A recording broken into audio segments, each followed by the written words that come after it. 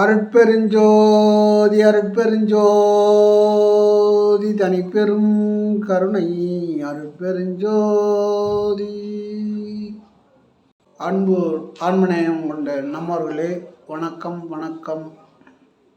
இதேபோல் உலகத்து உயிர்களெல்லாம் நீ சேர்த்து பெற்ற செய்போல் உலகத்து உயிர்கள் எல்லாம் எண்ணி பெற்ற தாய் போல எல்லா உயிரையும் நினச்சாங்களாம். தாய் எப்படி எல்லா பிள்ளைகளையும் அரவணைக்கிறாங்களோ அந்த மாதிரி எல்லா உயிரையும் அரவணைக்கணும்.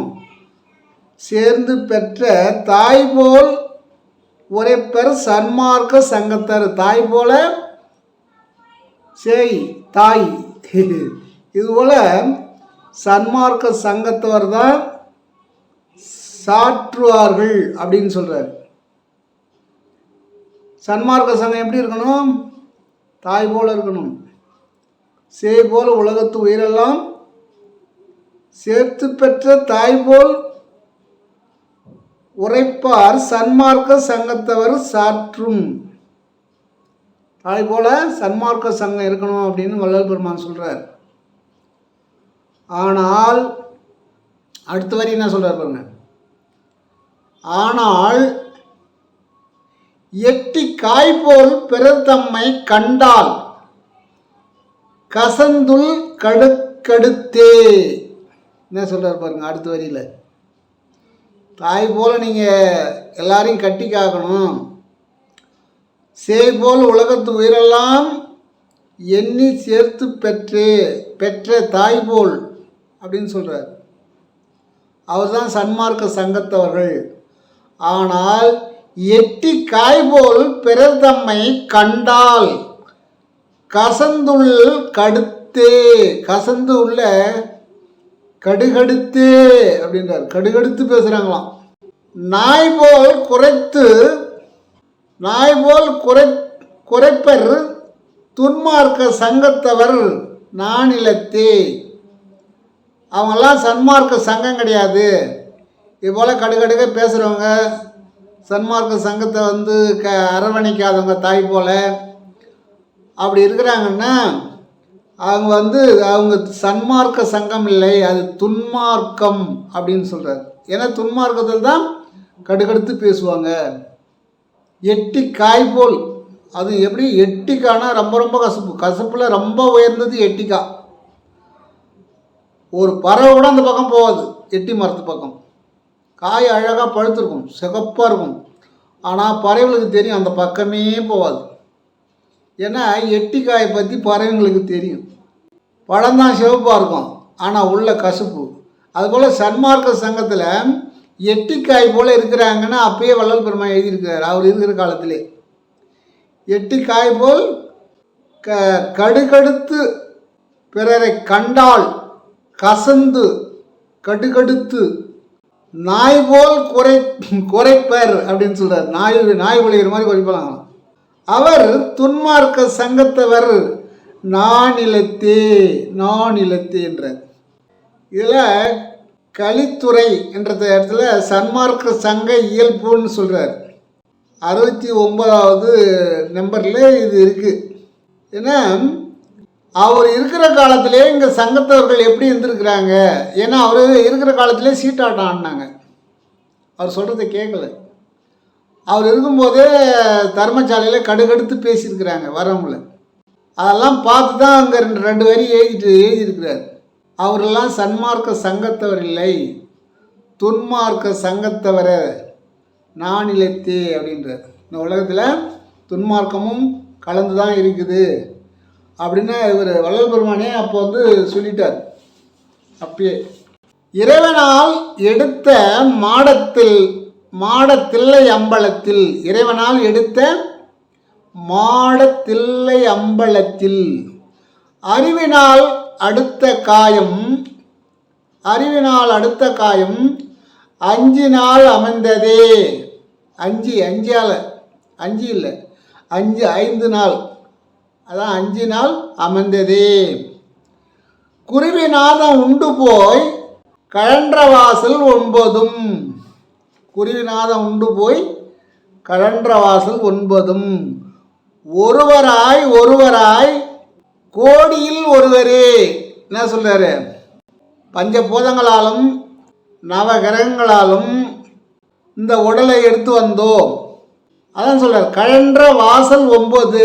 9 வாசல் இருக்குது உடம்புல, 9 வாசல் இருக்குது. இதெல்லாம் உங்களுக்கு தெரியும், சொல்ல வேண்டியதில்லை. அதில் ஒருவராய் ஒருவராய் கோடியில் ஒருவரே. நான் சலிச்சு பார்த்தேன், அதில் கோடியில் ஒருவர் தான் வருவார் அப்படின்னு சொல்கிறார்.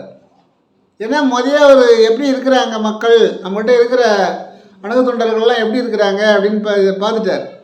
ஏன்னா அவர் கொடுத்த பச்சளையை பதப்படுத்தாமல் மாட்டுக்கு விட்டுட்டாங்க, மாடு சாப்பிட்டு போயிடுது. அப்போயே அவர் நினச்சிக்கிட்டார், இவங்கெல்லாம் சன்மார்க்க சங்கத்தவர் இல்லை, பசுந்தோலில் பொழுத்திய புலி. ஒரு புலி மேலே பசுந்தோலை போட்டால் என்ன பண்ணும்? பசுமாடு மாதிரி இருக்கும். ஆனால் உள்ளே இருக்கிற அதனுடைய பவர் போவதில்லை. இறைவன் தில்லை முக்கணியில் ஆடுகிறான். என்ன சொல்கிறார்? தில்லை என்றது சிதம்பரம், அந்த சிதம்பரமும் அந்த முக்கணி தான், தில்லையும் அந்த முக்கணி தான், முக்கண்ணில் தான் இறைவன் ஆடுகிறான். பஞ்சவரியன் நவவாசலுடன் பிறந்தவன், பஞ்சபூதங்களும் நவவாசலுடன் இந்த மனுஷன் பிறந்தான். மனிதன் நவவாசலையும் பஞ்சபூதங்களையும் ஒருநிலைப்படுத்தி ஜீவனை அடைவதே சித்தர்கள் ஞானிகள். அவர்களில் கோடி கோடி, அவர்களிலே இது போல அந்த நவவாசலையும் பஞ்சபூதங்களையும் ஒருநிலைப்படுத்தி ஜீவனை அடைவதே சித்தர்கள் ஞானிகள். அவர்களில் கோடி, கோடியில் ஒரு ஆளுன்றார். மனிதரில் சித்த வித்தையை அடைவதே கோடியில் ஒருவர். மனிதனில் இந்த சித்தருடைய வித்தையை கற்றுக்கிறது ஒரு கோடியில் ஒருத்தர் தான் அப்படின்னு சொல்கிறாரு. ஏன்னா எல்லாரும் இருப்பாங்க, எல்லாருமே என்ன மாதிரி இருப்பாங்க. ஆனால் அவங்கெல்லாம் ஆழ்ந்து போய் அது என்னான்னு கேட்கல, கற்றுக்கல அப்படின்னு சொல்கிறார். அடுத்த வரி என்ன சொல்கிறாரு? கோடியில் ஒருவர் தான் நெஞ்சில் நெருங்கி ஓடும் பிராணனை. என்ன சொல்கிறார்? நெஞ்சில் நெருங்கி ஓடும் பிராணனை. இந்த நெஞ்சிலிருந்து, இந்த கழுத்துக்கு கீழே இருந்து நுரையலுக்கு பக்கமாக அந்த நுரையல் தான், அங்கேருந்து நெஞ்சில் நெருங்கி ஓடும் பிராணனை உள்முகமாக மேலேவும் கீழேவும் ஏற்றக்கூடிய வித்தையை கற்றுக்கொள்வது தான் சித்த வித்தை. இதை கற்றுக்கொண்டால்தான் மேற்படி நீங்கள் சக மனிதர்களை ஆதரிப்பவர்களாகவும் தாயாகவும் சேயாகவும் அன்பு பாராட்டுவீர்கள், அன்பு காட்டுவீர்கள் அப்படின்னு சொல்கிறார். நெஞ்சில் தான் நெருங்கி ஓடின்னு இருக்கு இந்த பிராணன் அப்படின்னு சொல்கிறார். அதை வீணே வெளியே விடாதீங்க. மூக்கால் இழுத்து மூக்கால் விடுறது பாதி வெளியில் போகுது. அதனால் நெஞ்சில் நெருங்கி ஓடிக்கிட்டு இருக்கு. மூக்கு வழியாக நுரையலுக்கு போயிட்டு அங்கேருந்து திரும்ப மூக்கு வழியாக வெளியே போகுது. அப்படி போகின்ற அந்த பிராணனை அங்கே தான் நமக்கு உள்நாக்கு வரைக்கும் வருது, உள்ளே போயிட்டு நுரையலுக்கு போயிட்டு தான் வருது நம்ம இழுக்கிற காற்று. அதை மேலே ஏற்றுறது, அவ்வளோதான். இந்த வித்தையை இப்படி சொல்லக்கூடாது, சொன்னாலும் நீங்கள் செய்யக்கூடாது. யாராவது குருக்கிட்ட போயிட்டு, ஏன்னா இதை அவ்வளோ சீக்கிரம் கற்றுக்க முடியாது. நீங்கள் இதில் ஒரு இன்பம் இருக்குது அப்படின்றது தான் நாங்கள் சொல்கிறோம். ஆனால் நீங்கள் அதை சித்த வித்தையை நிறைய பேர் இப்போ சொல்லித்தராங்க, அவங்ககிட்ட போய் கற்றுக்குங்க. ஏன்னா சன்மார்க்கத்தில் இப்படி கற்றுக் கொடுக்கக்கூடிய ஆள் இல்லை. இப்போ எங்கே போனாலும் என்ன சொல்லுவாங்க, எனக்கு 42 வருஷம் அனுபவம் இருக்குது, விளக்கேற்றி வச்சிரு, விளக்க உற்று பார்த்துட்டு ஜீவர்களுக்கு தயவு காட்டு, ஜீவகாரணம் செய்ய, வேறு எதுவும் வேண்டியில்ல, யோகா பண்ணாத, வாசி பண்ணாத, கை காலை ஆட்டாத அப்படின்னு தான் சொல்லுவாங்க. நீ விளக்கம் மட்டும் பார்த்துவையா, விளக்கம் வந்துடும் உனக்கு அப்படின்னு.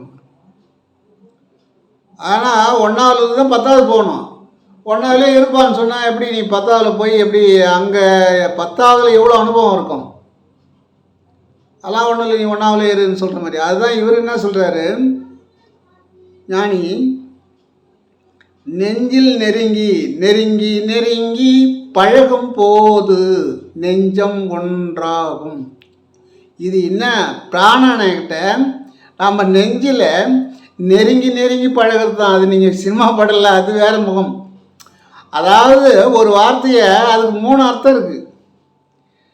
இவர் என்ன சொல்கிறார், நெஞ்சில் ஓடுகின்ற பிராணனை அதை நெருங்கி நெருங்கி பழக வேண்டும். அந்த நெஞ்சிலேருந்து மேலே ஏற்றணும், மூக்கால் ஏற்றல, நெஞ்சிலேருந்து ஏற்றினா ஏறும். அது தகுந்த குருவினுடைய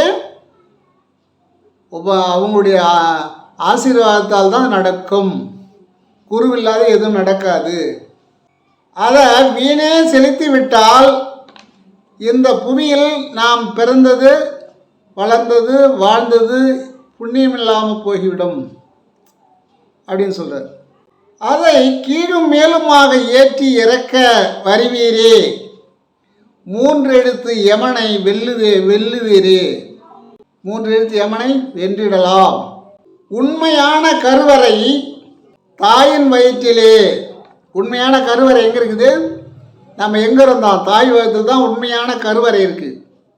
உண்மையான கருவறை தாயின் வயிற்றிலே. பொய்யான கருவறையை தொட உங்களால் முடியுமா? கோயிலுக்கு போகிறீங்க, கிட்டத்தட்ட 2.5 நாள் கூட உட்காந்துருக்குறீங்க சாமி பார்க்குறதுக்கு. 2.5 நாள் எவ்வளோ கஷ்டம். 2 நாள்லாம் செய்தியில் வருது, இவ்வளோ நாள் இருந்தாங்க சாமி பார்த்தாங்க அப்படின்னு. 2 நாள் இருந்தோம்னு சொல்கிறாங்க, 2.5 நாள் இருந்தோம்னு சொல்கிறாங்க, 1.5 நாள் இருந்தோம்னு சொல்கிறாங்க. இவ்வளோ நாள் இருந்தீங்களே, நீங்கள் தாய் வகுத்தில் தாயினுடைய கருவறையில் அழகாக நீங்கள் சுதந்திரமாக இருந்தீங்க. கருவறை அங்கே தான் அந்த கரு உற்பத்தி ஆச்சு. ஆனால் மனிதர்கள் கட்டிய கருவறையில் எந்த உயிரும் உற்பத்தி ஆகாது. ஆனால் அந்த கருவறையை உங்களால் தொட்டு வணங்க முடியுமா? உள்நோக்கி பாருங்கள். நான் நாத்திகன் இல்லை, இதில் பல சித்தர்கள் ஞானிகள் சொல்கிறத உள்வாங்கி நான் சொல்கிறேன். அந்த கருவறையில் போயிட்டு சாமியை தொட்டு வணங்க முடியுமா? எதுக்கு சொல்கிறேன்னா, இவ்வளோ நாள் நீங்கள் இவ்வளோ கஷ்டப்பட்டு 1.5 நாள் 1 நாள் இருந்து கீழே கால் வலிக்கு நின்று, இல்லை அங்கே 100 பேரோட நாம் ஒருத்தராக உட்காந்து லோல் போட்டு ஏன் அப்படி சிரமப்படுறீங்க? நெஞ்சில் நெருங்கி நம்மளோட வந்து கொண்டு இருக்கக்கூடிய இறைவனை நேராக நீங்கள் உற்று நோக்காமல், அதை மேலே ஏற்றாமல் இறக்காமல், இந்த கருவறையிலிருந்து தான் இந்த உடம்பு வந்தது என்று நீங்கள் நினைக்காமல், நீங்கள் ஒரு கருவறையை தேடி செல்கிறீர்கள். ஆனால் அந்த கருவறையிலே அந்த கடவுளை நீங்கள் நெருங்கி தொட முடியுமா? இல்லை கொஞ்ச நேரம் நின்று பார்க்க முடியுமா? அது கூட கிடையாது. ஒரு 50 அடி 100 அடிக்கு அண்ணாண்டே நின்று அப்படி டக்குன்னு இழுத்து அப்படி கிடாச்சிருவாங்க. எப்படி 1.5 நாள் இருந்தீங்க சாமி பார்க்கறதுக்கு, ஆனால் ஒரு 10 செகண்டில் உன்னை பிடிச்சி அடி இழுத்து கிடாச்சிருவாங்க. ஏன்னு கேட்டால், நீங்கள் தொட்டு வணங்கினா பிறகு வரமாட்டீங்க. கருவறைக்கு போய் தொட்டு சாமியை பார்த்து திருப்தியாக வந்துட்டிங்கன்னா திரும்ப வரமாட்டீங்க. இதெல்லாம் ஒரு சூட்சமாக இருக்குது. அதை தான் இவர் என்ன சொல்கிறாரு, ஏன் அந்த கருவறை அது ஆரம்ப நிலை, சரிகள் இருக்கிறவங்க தான் அதெல்லாம் போய் பார்க்கணும். ஏன் இவ்வளோ கஷ்டப்படுறீங்க? நீங்கள் கருவறை உள்ளேருந்து தானே நீங்கள் வந்தீங்க. கருவறை உள்ளேருந்து தானே அந்த உடம்பை கட்டியது. இந்த உடம்பை கட்டந்து எங்கே? தாய்க்கரு பையனில் தங்கிய உயிர்களை ஆய்வர காத்தருள் அருட்பெருஞ்சோதி அப்படின்னு சொன்னார். அங்கே இறைவன் உன்னை ஆய்வர காத்து அருளினால்தான் இந்த உடம்பை கட்டி வெளியே வந்து பேசிக்கிட்டு இருக்கிறோம்.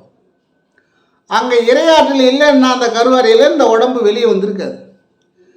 ஒரு சாதாரண ஒரு கருவறையில் ஒரு சிறு துளியாக போயிட்டு இப்பேற்பட்ட உடலை கட்டி இதுக்கு உள்ள எத்தனை உறுப்புகளை படைத்து நம்ம பேசக்கூடிய ஞானத்தையும் கொடுத்து, உணரக்கூடிய ஞானத்தையும் கொடுத்து, சிந்திக்கக்கூடிய திறனையும் கொடுத்த அந்த கடவுளை, அந்த கடவுள் அந்த தாய்கரு பையிலே உள்ளிருந்து தான் வெளியே வந்தார். அவர் உள்ளிருந்து தான் நம்மளை வேஷத்தை கட்டி வெளியே அனுப்பினார். இப்போ இந்த நாடகத்தில் இங்கே ஆடிக்கிட்டு இருக்கிறோம். அடுத்த நாடகத்தில் எங்கே இருப்போம்னு சொல்ல முடியாது. அப்போ தான் மறைத்தல். இந்த இடத்துல இப்போ இந்த ஊரில் இருக்கிற நான் அடுத்த இடத்துல பக்கத்து ஊரில் இருப்பேன். எனக்கு இதனுடைய பிள்ளைகள் பேரப்பிள்ளைகளுடைய ஞாபகம் இருந்ததுன்னு சொன்னால் நான் என்னப்பா நான் தான்ப்பா அவங்க தாத்தா அப்படின்னு சொல்லி அவங்ககிட்ட உறவு கொண்டாடுவேன். அவங்கள ஏதாவது கேட்பேன். இல்லை எனக்கு கொஞ்சம் சொத்து கொடுங்க மொத்தம் வச்சுருக்கீங்களே அப்படின்னு கேட்பேன். அதுதான் ஆண்டவன் ஜாக்கிரதையாக இருக்கிறான். மறைத்தல். இந்த நாடகத்தோடு உனக்கு அவங்க எதில் வந்தால் கூட யாரும் தெரியாது, நீ எதில் போனாலும் அவங்களுக்கு யாரும் தெரியாது. நீ யாரோ நான் யாரோ, ஆறாரோ ஆறிலரோ, நீ யாரோ நான் யாரோ, உள்ளே இருக்கிறவர் வெளியே கிளம்பிட்டா நீ யாரோ. வேறு பிள்ளையும் நமக்கு பாசம் இருக்காது, பிள்ளைங்கள் மேலேயும் பாசம் இருக்காது, வீட்டு மேலேயும் பாசம் இருக்காது, வண்டி மேலேயும் பாசம் இருக்காது, நிலத்து மேலேயும் பாசம் இருக்காது, இவ்வளோ கஷ்டப்பட்டு வாங்கி வச்ச நகை மேலேயும் ஆசை இருக்காது, எது மேலேயும் ஆசை இருக்காது. அவங்களாம் நம்மளை கண்டு எழுதிட்டு இருப்பாங்க, நம்ம அவங்கள கண்டு சிரிச்சிட்டு இருப்போம். ஏன்னா சுதந்திரம் அடைஞ்சிட்டோன்றது, சுதந்திரமாக இருப்போம் நம்ம.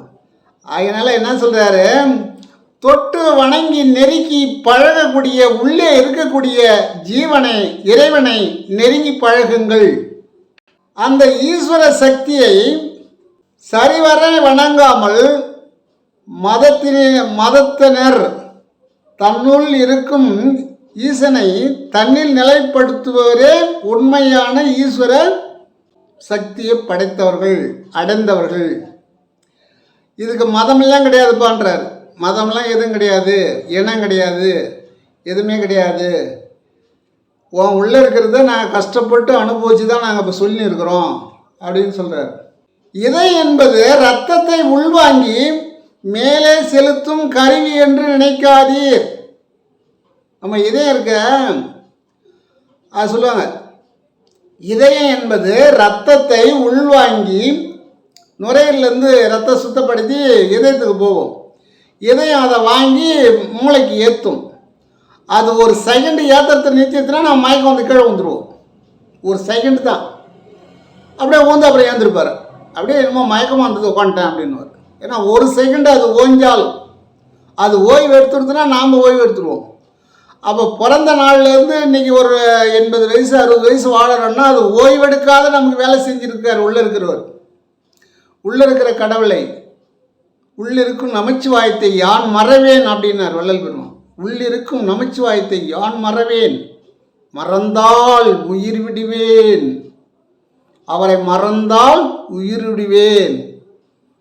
ஒரு சிறிதும் மறந்தறியேன். ஒரு சிறிது நேரம் கூட நம்ம அவரை மறந்ததே கிடையாதுப்பா அப்படின்னு சொல்கிறார். அதுபோல் இருதயம் இரத்தத்தை மேலேற்றும் கருவி அல்ல, அது ஒரு கருவி என்று நினைக்காதீர், அது தவறு அப்படின்னு சொல்றார். இதயம் என்பது மனிதனின் இருப்பிடமாகிய முக்கண். எப்படி மனிதனுடைய இருப்பிடமாகிய முக்கண். இங்கிருந்து தான் முக்கண்ணுக்கு சக்தி போகுது மேலே அப்படின்றார். நீங்கள் காற்றை ஏற்றும் போது அந்த இதயத்தினுடைய சக்தியும் அங்கே மேலே போகுது, அது ரத்தமாகவும் ஏற்றுது. நாம் நினைக்கிறதையும் நம்ம பாவனை செய்யறதையும் அது ஏற்றுது. இதயம் என்பது மனிதனுடைய இருப்பிடம், அது முக்கன்று என்று சித்த வேதம் கூறுகிறது. அது 3வது கண்ணு பாது அப்படின்னு. ஏன்னா அங்கே தான் சுத்தமான ரத்தம் இருக்கும். ஏன்னா இது நுரையில் சுத்தப்படுத்தி அங்கே அனுப்பும். இதயம் தாமரையினுடைய நடுவில் பிரம்மம். தாமரை இருக்குல்ல, அது நடுவில் பார்த்தா எப்படி இருக்கும், மடலாக விரிஞ்சு பிரம்மமாக இருக்கும். அதில் அழகாக ஒரு தோற்றம் இருக்கும், மேடை மாதிரி இருக்கும் தாமரையில். ஜோதியாக நின்ற ஞான விளக்கு. அது என்ன சொல்கிறாரு, இதயம் தாமரைப்பூ மாதிரி விரிஞ்சிருக்கும். அது உள்ள அது ஜோதியாக இருக்கின்ற ஞான விளக்கு. அது ஈசனின் இருப்பிடம். எங்கே சொல்கிறாரு, ஈசன். சில பேர் கேட்பாங்க, ஏம்பா உனக்கு எதுவும் இருக்குதா, அது கல்லா மரமா அப்படின்னு கேட்பாங்க. ஏன்னா இறக்கமில்லாத ஏதாவது செஞ்சாங்கன்னா அது போல் கேட்பாங்க. கடின சித்தர்கள்னு சொல்லுவாங்க, இறக்கமில்லாத செய்வாங்க, இறக்கமில்லாத பேசுவாங்க. அவங்கள பார்த்து கேட்பாங்க, உனக்கு இதயம் இருக்குதா அப்படின்னு கேட்பாங்க. அது அங்கே ஞான விளக்கு ஈசனின் இருப்பிடம், அங்கே தான் ஞானம் இருக்குது, ஞானம் அங்கே தான் உதயமாகுது அப்படின்னு சொல்கிறார். அது இருதய கமலாலயன், அங்கே இறைவன் இருக்கிற இடம் இருதய கமல ஆலயன், அங்கே இருக்கிறான். ஆளிலை மேல் பள்ளி கொண்ட நீலமேக சாம்பலரேன்னு சொல்லுவாங்க. ஏன்னா அந்த இதயத்தில் ரத்த ஓட்டம் போயிட்டு அங்கேருந்து தான் ரத்தம் மேலே ஏற்றிட்டு இருக்கு. அங்கே நீர் இருக்குது, அதில் தான் இறைவன் ஆடிக்கிட்டு இருக்கிறான். ஆலை இலை மாதிரியே இருக்கும் இதயம். ஆலை இலையை பார்த்தீங்கன்னா அது அந்த வடிவத்தில் தான் இருக்கும். அந்த ஆள் இலை மேல் பள்ளி கொண்ட நீலமேக சாம்பலரேன்னு பாடுவாங்க. அது வைணவத்தில் உள்ளவங்க கிருஷ்ணன் தான் அங்கே ஆலை இலையில் படுத்துருக்கிறாரு இதயத்தில். அவர் கடலில் படுத்துல, இங்கே தான் கடல், இங்கே நீர் இருக்குது. கடலில் எப்படி பூமியில் எத்தனை பங்கு நீர் இருக்குதோ 71 பங்குன்னு சொல்கிறாங்க. அதுபோல் 71 பங்கு நீர் இந்த உடம்புல இருக்குது.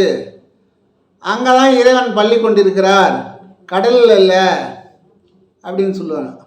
கொடிய விலங்குகளை அடக்கும் சித்தி எது? வாசித்துவம். வாசித்துவம்னு ஒரு சித்தி இருக்குது. இப்போ காட்டில் சித்தர்கள் இருக்கிறாங்க. அவங்க இருக்கும்போது கொடிய விலங்குகள்லாம் வரும், சிங்கம் புலி எல்லாமே வரும். ஏன்னா மாமிசம் அதுக்கு தேவை. அது அடித்து சாப்பிட்ரும்.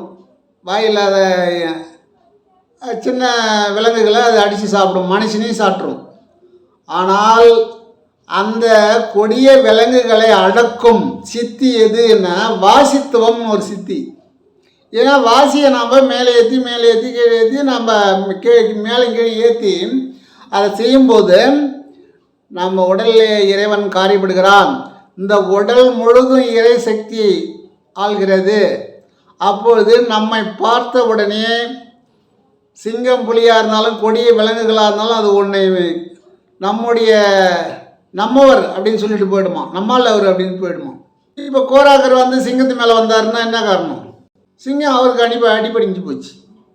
அந்த தவ வலிமை. அதான் சொல்ற, கொடிய விலங்குகளையும் அடக்கும் சித்தி நம்மிடத்தில் இருக்கிறது. காசியிலே குமரகுருபரர் அடக்கிய விலங்கு எது?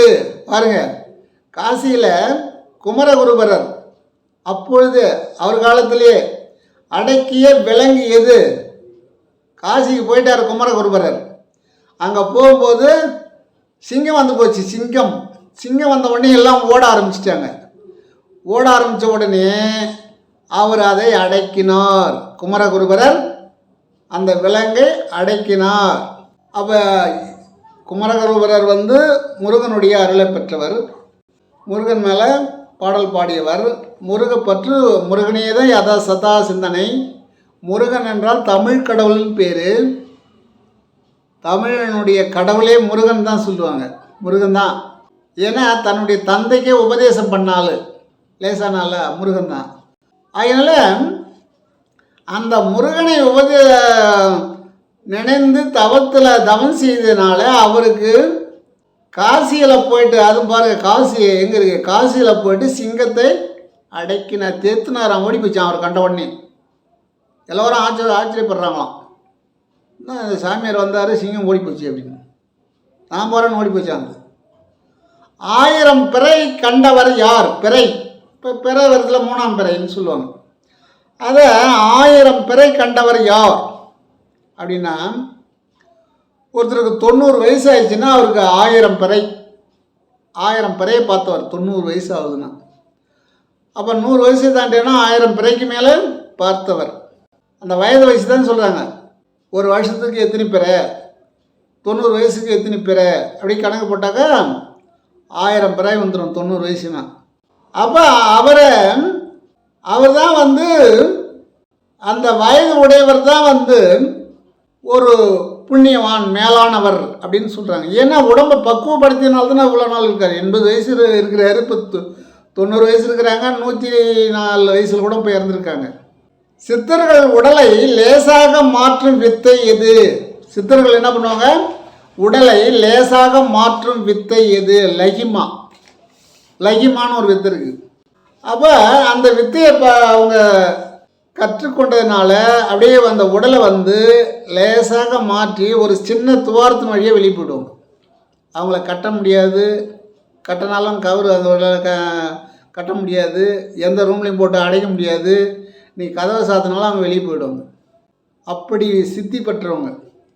அதனால் இப்போ நம்மவர்கள் நம்முடைய அனுபவத்தை நம்ம சொல்கிறாங்க. அவங்க சொல்கிறது ரைட் தான். நீங்கள் காடு மலையெல்லாம் போய் அப்படிலாம் கஷ்டப்பட வேண்டியதில்லை. நீங்கள் வீட்டிலிருந்தே அனைத்தையும் வெல்லலாம். இப்போ கேரளாவில் பார்த்தீங்கன்னா நிறையா பேர் ஆண்கள் பெண்கள், வட கேரளாவில் 3/4 பங்கு பேர் இந்த வித்தையை வீட்டிலிருந்தே இறைவனை வணங்குகிறார்கள். அவர்களெல்லாம் நிம்மதியாக இருக்கிறார்கள். என்கிட்ட பாலக்காட்டிலேருந்து ஒரு நண்பர் பேசினார். அப்போ நாங்கள் போயிருக்கும்போது அவர் சொன்னார், நீங்கள் ஐயப்பனை பார்க்க வருகிறீர்கள், பரவாயில்லை, ஆனால் ஐயப்பன் எங்கே இருக்கிறார் என்று உங்களுக்கு தெரியாது. பாலக்காட்டு ஒரு சகோதரர் சொன்னார், ஐயப்பன் நம்முள்ளே தான் இருக்கிறார். இதை தெரியாமல் நம்மவர்கள் நான் 15 முறை போனேன், 20 முறை போனேன், சுவாமியை நேராக பார்த்தேன்னு சொல்கிறாங்க. நெஞ்சில் இருக்கிற சாமியை பார்க்காம இவங்க போய் விக்கிரகத்தை பார்த்துட்டு நேராக பார்த்தேன்னு சொல்கிறாங்க. அங்கே மகர விளக்கு என்பது அந்த காட்டில் இருக்கக்கூடிய காட்டுவாசிகள் அன்று ஏற்றுறது உண்மைதான். அவங்க தான் ஏற்றி காமிக்கிறாங்க. இறைவன் தானாக காரியப்படவில்லை அப்படின்னு அவர் நல்லா பாலக்காடு அவர் சொன்னார். நான் இறைவனை குறை சொல்லவில்லை, அது முதல் படி. அடுத்தது நம் உள்ள நெஞ்சில் நெருங்கி இருக்கக்கூடிய இறைவனை தொடர்பு கொள்ள வேண்டும். ஏன்னா கேரளாவில் பாதி இடம் தவன் தான். ஆண்கள் பெண்கள் எல்லாமே நகையெல்லாம் போட்டிருக்க மாட்டாங்க. சாதாரணமாக ஆண்கள் மாதிரி இருப்பாங்க, எந்த நகையும் இருக்காது.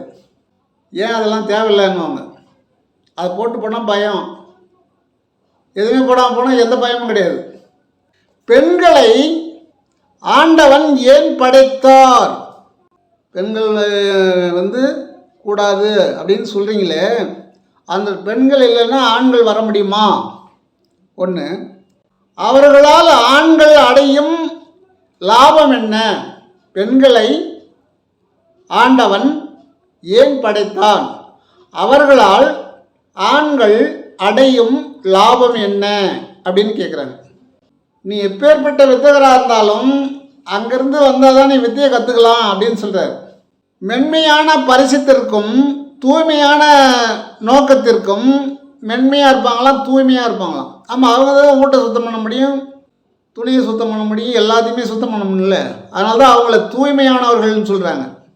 நன்மையான வார்த்தையாலும், வார்த்தை இப்படி செய்யணும், இப்படி போகணும் அப்படின்னு சுடர் விளக்காக இருந்தாலும் அவங்க எடுத்து கொடுப்பாங்களாம், தூண்டி விடுவாங்களாம். நன்மையான மென்மையான வார்த்தையாலும் தூய்மையான எண்ணத்திற்கும், தூய்மையான எண்ணம் அங்கே தான் இருக்கும் அப்படின்னு சொல்கிறார். முக்கியமாக இனவர்த்திக்கு ஆண்களுக்கு துணையாக பெண்களை ஆண்டவர் படைத்தார். அதாவது ஆண்கள் பெண்கள் மட்டும் இல்லை, எல்லா உயிரினத்துக்கும் ஆண் பெண் இருக்குது. எறும்புலேருந்து யானை வரைக்கும் அனைத்து உயிர்களிடத்தையும் ஆண் பெண் இருக்குது. மரத்துலேயும் ஆண் பெண் இருக்குது. அப்படி மரத்தில் ஆண் பெண் இல்லைன்னா அந்த மரம், அந்த இனம் இருக்காது. இப்போ மாமரம் இருக்குது, அதுக்கு இன விருத்தி இருக்குது. அந்த இன விருத்தியால் தான் அதனுடைய பழமானது மீண்டும் முளைக்குது. அப்படி காய்க்காத மரம் அந்த கிளையை வெட்டி வச்சா துளுக்கும். இறைவன் எப்படி செஞ்சுருக்கான் பாரு. காயால் விதையால் வளர்கிற மரம் இருக்குது. விதை இல்லாமல் அந்த மரத்தை வெட்டி நட்டால் துளுத்துக்கும். இலையை கிள்ளி வச்சா துளுத்துக்கும். அது போல இலையெல்லாம் இருக்குது, அரிய மூலிகைலாம் இருக்குது. அப்போ இவர் என்ன சொல்கிறாருன்னு கேட்டால், நம்ம ரிஷிகள், ஞானிகள், யோகிகள் எல்லாத்தையுமே அடைந்தார்கள். அவர் எங்கும் காடு மேடுகளுக்கு, ஆலயங்களுக்கு செல்லவில்லை. இருக்கும் இடம் இருந்தார்கள், மௌனியாக இருந்தார்கள், அந்த பஞ்சபூதங்களை வென்றார்கள், நவவாசலை அடைத்தார்கள், நவவாசலும் கட்டுப்பட்டது அப்படின்னு சொல்கிறார். தாரமும் குருவும் தலைப்படி என்பது ஏன்? தாரமும் குருவும் நம்முடைய தவத்தின்படி தான் அமையும் அப்படின்னு சொல்கிறார். ஆம், அவர் செய்த பாவ புண்ணியங்களுக்கு ஏற்பத்தான் தாரமும் குருவும் அமையும். உன்னுடைய முன் ஜென்மத்தில் நீ செய்த தவம் நல்லது எவ்வளோ செஞ்சு அதுக்கு தகுந்த மாதிரி தான் தாரமும் குருவும் அமையும். எல்லாருக்கும் தாரம் நல்லா அமையாது, எல்லாருக்கும் நல்ல குரு அமையாது, இல்லை அசுர குருவெலாம் இருக்கிறாங்க அப்படின்னு சொல்கிறார். பெண்களால் தான் ஆண்கள் உலகில் அருமையான மக்கள் செல்வத்தை அடைகின்றனர். இப்போ பெண்கள்னா மக்கள் செல்வம் இல்லை, பெண்களால் தான் இந்த உலகத்தில் ஆண்கள் மக்கள் செல்வத்தை அடைகிறார்கள். பெண்கள் மட்டும் ஆண்கள் மட்டும் இல்லை, மனிதர்களுக்கு மட்டும் இல்லை, எல்லா ஜீவராசிகளுக்கும் அவர்களுடைய துணை இருந்தால்தான் நீங்கள் மிக மிக ரொம்ப ஈஸியாக இறைநிலையை அடைய முடியும் என்று சொல்கிறார். அதனால் நாம் வள்ளல் பெருமானும் அவருக்கு கிடைத்த தகவலெலாம் சொல்லிட்டார். அவரும் இதுதான் சொல்கிறார், அன்புக்கும் அடைக்கந்தால் உண்டோ, அன்பே சிவம் அப்படின்னு. அதனால் இப்போ அன்பு இல்லாமல் இருக்கிறாங்க அப்படின்றதையும் அவரே எழுதியிருக்கிறார். அன்பு இப்போ குறைஞ்சி போச்சு அப்படின்னு. அதனால் எனக்கு தெரிந்தவற்றை தங்களுக்கு என்னால் முடிந்தது எனக்கு தெரிந்ததை தெரிவிக்கின்றேன். அதில் நல்லவை மட்டும் எடுத்துக்கொள்ளுங்கள். அருட்பெருஞ்சோதி அருட்பெருஞ்சோதி தனிப்பெரும் கருணை அருட்பெருஞ்சோதி.